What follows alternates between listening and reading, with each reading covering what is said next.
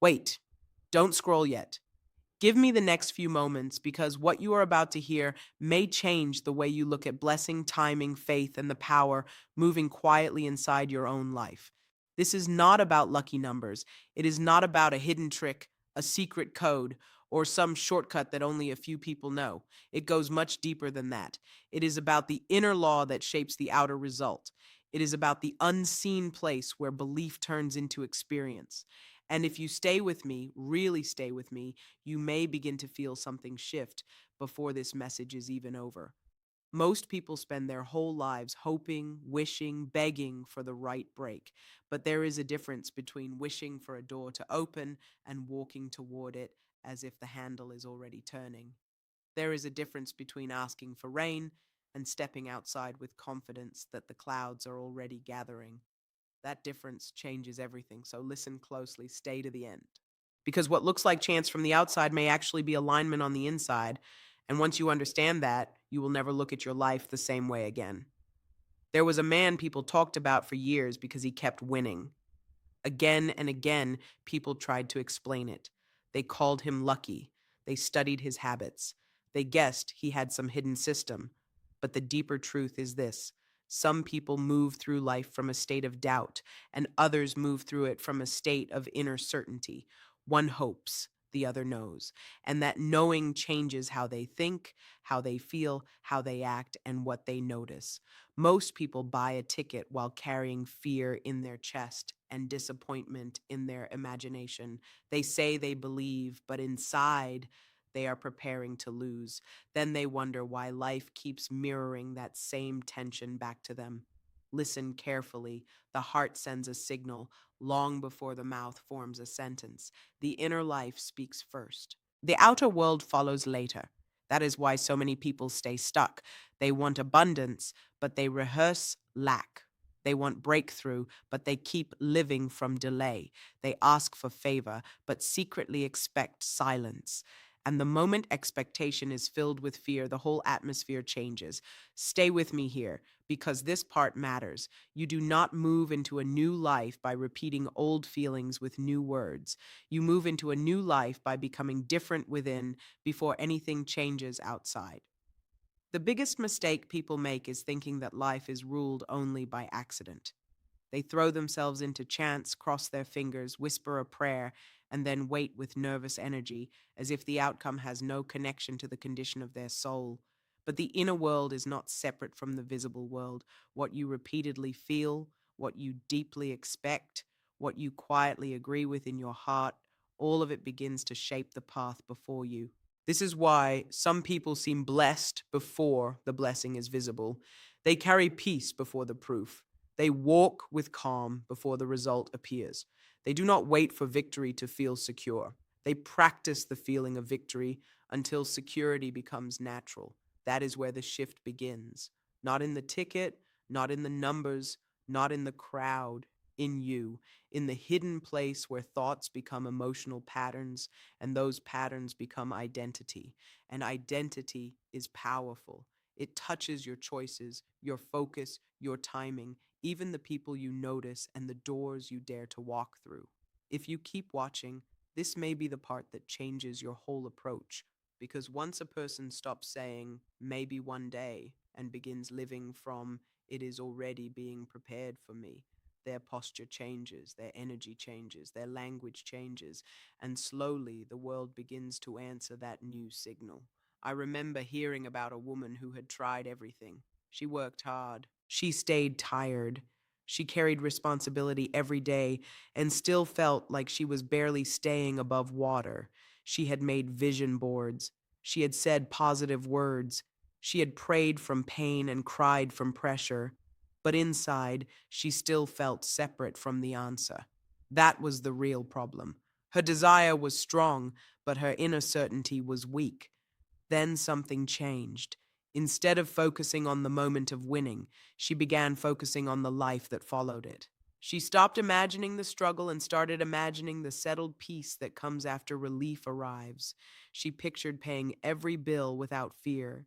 She pictured sleeping without anxiety. She pictured helping others, laughing freely, breathing deeply, walking through her day as someone no longer chased by lack. Night after night, she returned to that inner scene until it stopped feeling fake and started feeling familiar. That is when the atmosphere changed.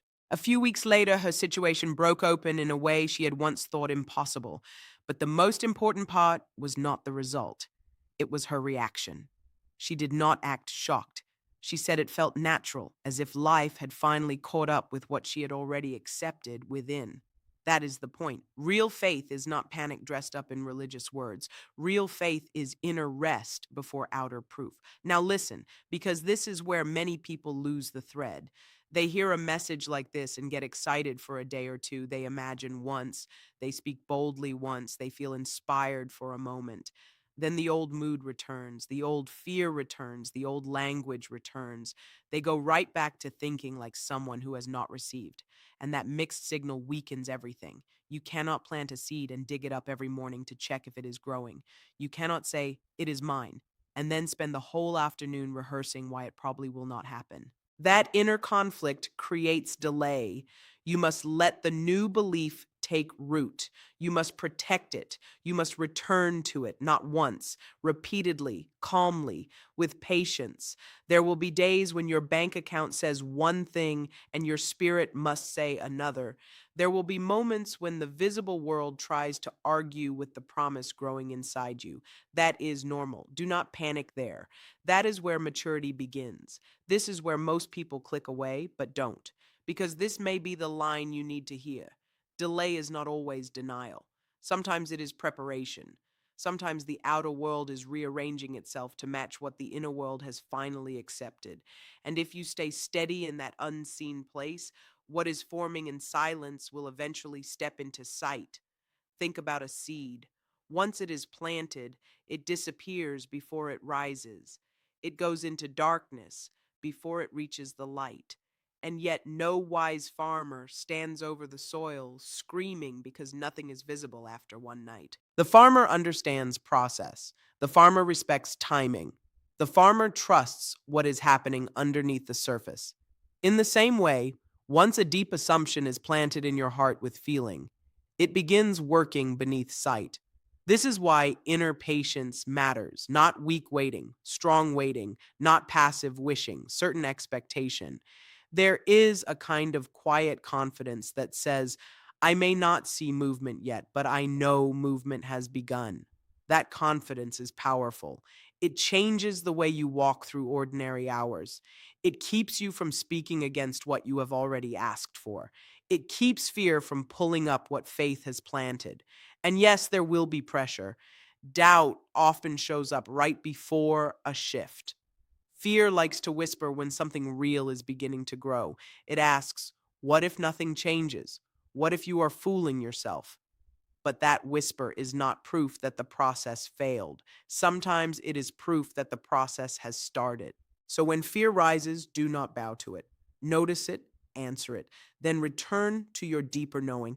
Because inner alignment is not built by never facing doubt, it is built by choosing faith again when doubt knocks. There is also power in the words you keep repeating over your life. Every sentence becomes training for the mind. Every repeated line becomes part of your emotional atmosphere.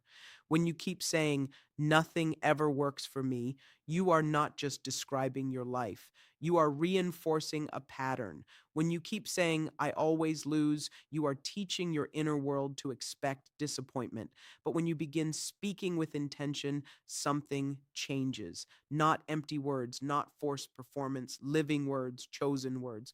Words said often enough that they begin to carry weight in your own spirit. Say, I am guided. Say, I am not forgotten. Say, provision is finding its way to me. Say, I am learning how to receive. Say, doors are opening that I cannot yet see. Simple words, strong words, repeated words. Over time, those words start shaping how you feel, how you expect, how you respond. And this matters more than most people realize because feelings often follow language. Speak long enough in one direction, and the heart begins to lean that way. Keep filling your atmosphere with fear, and fear feels normal. Keep filling it with expectancy, and expectancy becomes easier to carry. Watch this all the way through because many people miss their turning point simply because they kept describing the storm instead of speaking peace over it. I once heard about a man drowning in debt who decided to change not just what he asked for, but how he lived each day inwardly. Instead of waking up and rehearsing everything that was wrong, he began each morning with gratitude before there was any visible reason for it. He thanked heaven for provision before the numbers changed. He thanked for open doors before one appeared. He thanked for freedom while still staring at pressure. At first, it felt unnatural, almost foolish, but he kept going. Day after day, he trained his inner life to stop living from desperation. Little by little, his whole posture shifted. He made clearer decisions. He noticed opportunities he would have ignored before. He answered calls differently. He spoke with more courage. He moved with less panic. Then things started happening. A small step forward, a new offer, an unexpected connection, a path that had not been visible before. One event led to another, and what once felt impossible began unfolding piece by piece. That is important. Sometimes the breakthrough comes suddenly. Sometimes it comes through a chain of moments that only make sense when you look back. But either way, the inner shift often comes first. The miracle is not always one loud event. Sometimes it is a series of guided steps that begin the moment you stop living as if you are abandoned and start living as if you are already being led. So, how do you hold this state when the world keeps showing you reasons to doubt? You return again and again. You return to the inner picture. You return to the feeling of relief. You return to the calm after the answer. Before sleep, see yourself already standing in the life you long for, not reaching, standing, not pleading, receiving. Let your final thoughts at night be full of peace instead of pressure. Let your first thoughts in the morning carry gratitude instead of fear. This is simple, but it is not small. The moments before sleep and the moments just after waking are powerful because the mind is quieter there, more open, more impressionable. What you repeat in those spaces begins to sink deeper. So do not waste those gates on replaying bad news. Use them wisely. Picture yourself secure. Picture yourself stable. Picture yourself favored. Picture yourself giving thanks after the answer. Feel the quiet normality of it. That matters. Because when something feels normal within, the resistance around it starts to weaken. And let me add this. Do not make the dream only about money. Let it include peace. Let it include wisdom. Let it include healthy relationships, strength, rest, clear direction, and a life that can hold what it receives. Because sudden gain without inner growth can break a person. But abundance joined with maturity becomes a blessing that lasts. And yes, action still matters. Alignment is not laziness. Inner certainty is not an excuse to sit still forever while expecting life to fall from the sky. When the right thought comes, follow it. When the right opportunity appears, step through it. When the quiet nudge says call, apply, ask, go, move, prepare, listen, do it. Often the path opens one step at a time. The next part is shown after the first part is obeyed. Many people want full clarity before movement, but life rarely works that way. The inner shift creates readiness, and readiness helps you recognize the next move. Sometimes what people call luck is simply prepared perception. They were able to see what others ignored because their inner posture had changed.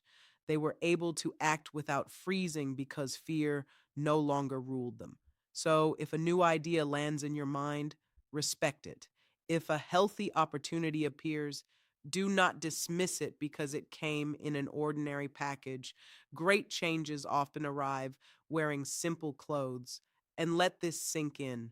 A person who truly believes they are being led does not spend all day talking themselves out of every open door. They move with humility, yes, but also with courage. They stop asking, well, why would this happen for me? And begin asking, what if this is the very path that has been prepared? That question alone can change your future. There will still be days when the old self tries to return. The self that doubts quickly, the self that expects loss, the self that feels safer in disappointment than in hope. When that happens, do not condemn yourself. Just interrupt the pattern. Go stand in front of a mirror if you have to. Look yourself in the eyes and speak life again. Say, I am not forgotten. I am not cut off. I am not behind. What is meant for me is moving toward me. Say, peace lives here. Wisdom lives here. Favor is working even now. Say it until your voice sounds stronger than your fear. Say it until your body stops obeying the old panic. Say it until the atmosphere changes. You may feel silly for a moment. Keep going. Many things feel strange before they feel natural. The life you want may require a version of you that feels unfamiliar at first. That does not mean it is false. It may mean you are growing. Keep watching, because the person who keeps returning to truth with consistency eventually becomes stable in it. And once stability is formed inside, the outside begins to organize around it. Not always overnight, but often faster than expected. The inner world is not decoration, it is direction. It is the quiet engine beneath the visible journey. Protect it, feed it, train it. Let it become stronger than your circumstances. At some point, you must make a choice. Will you keep living as someone waiting for permission to believe? Or will you begin living as someone who has already accepted that heaven is not withholding every good thing from them? Will you keep measuring your life only by what is visible today, or will you allow a deeper confidence to shape the way you speak, think, rest, and move? Because the truth is, the outer life changes most powerfully when the inner identity changes first. Once you stop seeing yourself as unlucky, unwanted, unsupported, or always too late, something opens. Once you begin to carry yourself as someone who can receive, someone who can steward, someone who can walk in peace without apology, your whole field of vision changes. This is not about pretending problems do not exist. It is about refusing to make them your identity. It is about refusing to hand your future to fear. It is about deciding that your inner agreement will no longer be with lack, failure, and delay, but with growth, guidance, and provision. And if this message is finding you at the right time, don't just listen, use it. Tonight, slow down, breathe, close your eyes, see the version of your life where the answer has already landed. Feel the gratitude of that moment. Let it become real within. Return to it tomorrow, then again the next day. Stay steady, stay awake, stay expectant. Because what you keep receiving inwardly, you are preparing to recognize outwardly. And one day, what once felt distant may feel so natural that when it arrives, you will simply smile and say, I knew something had already started.